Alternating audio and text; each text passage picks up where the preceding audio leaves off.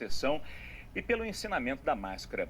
Eu começo perguntando para vocês, Dr. Zimmermann, o que o senhor acha que levou o ministro da Saúde a mudar esse discurso? Porque antes, máscara não precisa, máscara só para médicos, quem cuida de um doente ou para quem está doente. Agora ele está liberando o uso dessas máscaras de pano.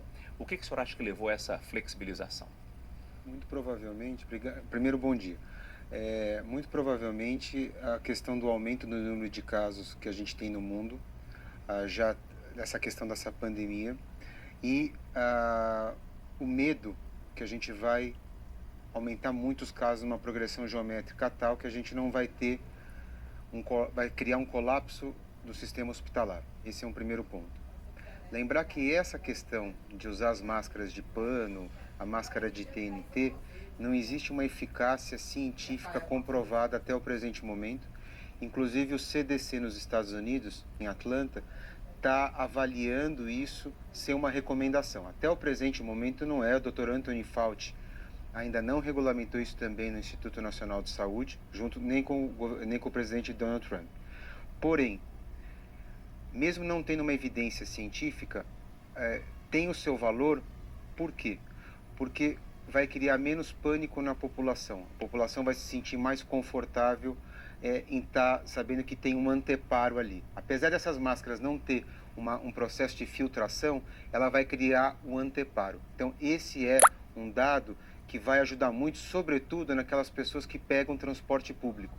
Então, isso vai ser muito benéfico para quem pega transporte público, quem faz as saídas para os serviços essenciais, e só essenciais, supermercados e farmácias. Deixa eu começar mostrando então as máscaras aqui. Essa máscara aqui na minha mão direita, ela é a que o doutor, por exemplo, o doutor Daniel usa no centro cirúrgico. É uma máscara profissional. A gente percebe que a grande diferença da máscara profissional para uma máscara de pano é que a de pano não tem o araminho que tem aqui em cima e que molda exatamente em relação ao nariz todo esse contorno do rosto aqui.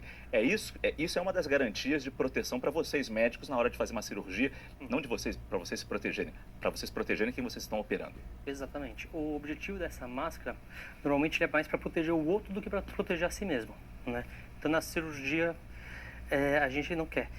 Então a pessoa que está doente, se ela espirra, o que é o problema? Isso aí vai proteger muito as pessoas à volta dela, por isso que está todo mundo querendo utilizar.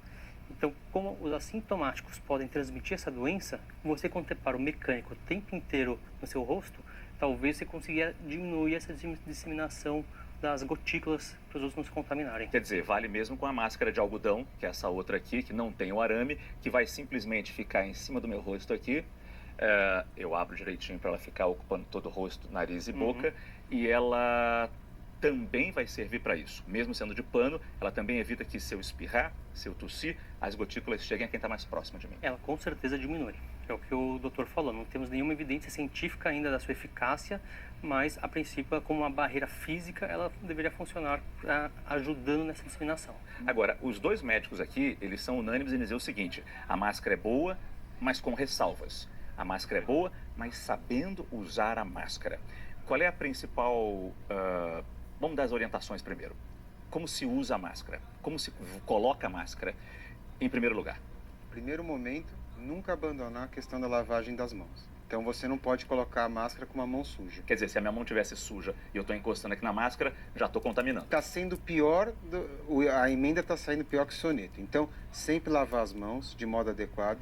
Você vai colocar a máscara pela frente, vai fixar atrás na sua orelha, tá? E na hora que você vai precisar tirar a máscara, você vai remover igual, pela frente, e não vai ficar tocando a mão. Entendi. Então deixa eu fazer aqui então. A pessoa tem que entender que a máscara não é um acessório, um acessório como um óculos, como eu já vi em alguns lugares, as pessoas botam a máscara acima na testa e assim por diante. Colocou a máscara, só vai tirar daqui a quanto tempo?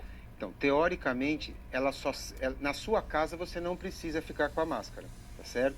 Você precisa, a recomendação é quando você sai da sua casa, para esses serviços essenciais, você vai colocar até você chegar em casa. Porém, uma ressalva, vamos supor que eu tussa, que eu espirre na máscara, ela já ficou úmida, então eu tenho que providenciar a troca, por isso que o ministro Mandetta colocou muito bem que as pessoas têm que ter 2, 3, 4 e ter a sua própria máscara. Não pode ter um compartilhamento de máscaras. Essa é uma questão importante que as pessoas têm que se ater para terem uma organização em casa, onde cada um vai colocar a sua máscara. Sobre o tecido, a instrução de lavar a mão e aí depois pegar a máscara para colocar é ótima. Eu não imaginava isso.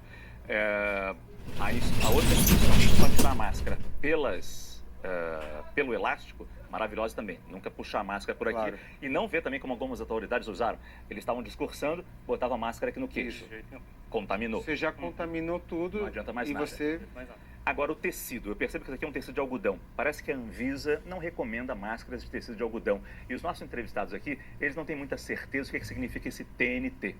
Tecido não tecido, né? Pois é, o Ministério da Saúde disse que hoje, quinta-feira, vai publicar no seu site, o ministro Mandetta inclusive disse isso, com um protocolo, com as medidas, como os tecidos a serem usados, como se faz essa máscara caseira. Seria importante então, e ao longo da programação da Globo a gente vai mostrar isso nos nossos telejornais, que tecidos são esses, o que é o TNT. Mas esse aqui, como já falei com o Dr. Daniel, já é uma barreira. Mesmo sendo algodão, ele já serve de proteção para vocês. Se eu estiver doente, tossir e espirrar, aqui já vai ficar contaminado, essa contaminação não vai chegar a vocês. Essa teoria, Márcio, a gente tem que explicar um pouco para a população. Por que surgiu essa questão da máscara de pano? Porque como está aumentando muitos casos. Porque existe uma teoria também não comprovada que até 48 horas antes dos sintomas aparecerem, e eu tossir ou eu espirrar, eu posso ser contaminante, promover a doença. Então, essa que seria o boom.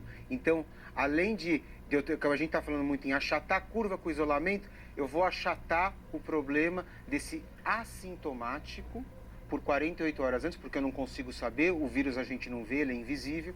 Então, seria esse modelo teórico que a gente poderia se encaixar para a utilização das máscaras de pano. E por isso que isso explode nas redes sociais de uma maneira estrondosa.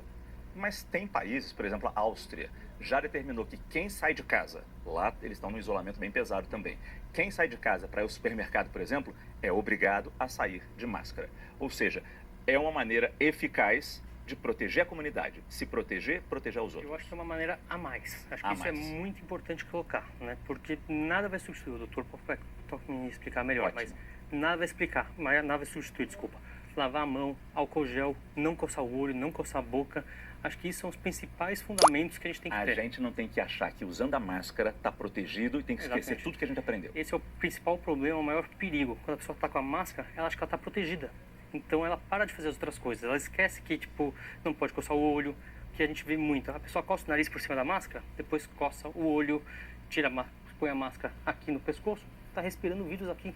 Então, essa falsa impressão de segurança é muito perigoso. Seria importante que, inclusive, as mídias sociais relatassem isso, para que não se abandone a lavagem de mãos, independentemente do uso da máscara de pano. Isso é muito importante, porque senão a população ela vai acabar abandonando uma situação eficaz e comprovada cientificamente por uma outra que está em vias de se aprovar ou não. Quer dizer, eu acho que mais uma mensagem que a gente passa também é, tendo a segurança de que as máscaras de pano funcionam, evitemos a corrida às farmácias para comprar essas máscaras profissionais. Isso tem que deixar para os profissionais de área de saúde.